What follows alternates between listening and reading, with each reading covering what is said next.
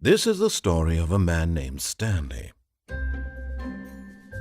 Stanley worked for a company in a big building where he was employee number 427. Employee number 427's job was simple.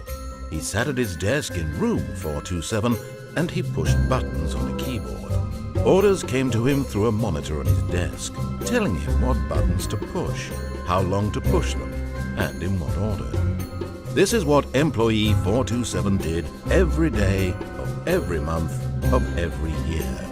And although others might have considered it soul-rending, Stanley relished every moment that the orders came in, as though he had been made exactly for this job.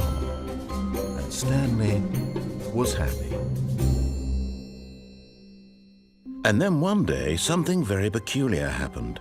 Something that would forever change Stanley. Something he would never quite forget. He had been at his desk for nearly an hour when he realized that not one single order had arrived on the monitor for him to follow. No one had showed up to give him instructions, call a meeting, or even say hi. Never in all his years at the company had this happened, this complete isolation. Something was very clearly wrong. Shocked, frozen solid, Stanley found himself unable to move for the longest time. But as he came to his wits and regained his senses, he got up from his desk and stepped out of his office.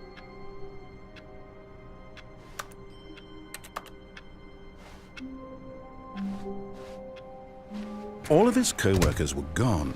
What could it mean? Stanley decided to go to the meeting room. Perhaps he had simply missed a memo. No matter how hard Stanley looked, he couldn't find a trace of his co-workers.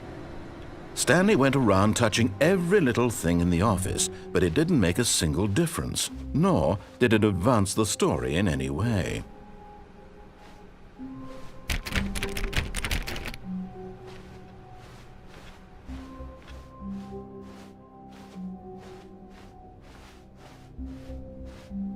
When Stanley came to a set of two open doors, he entered the door on his left.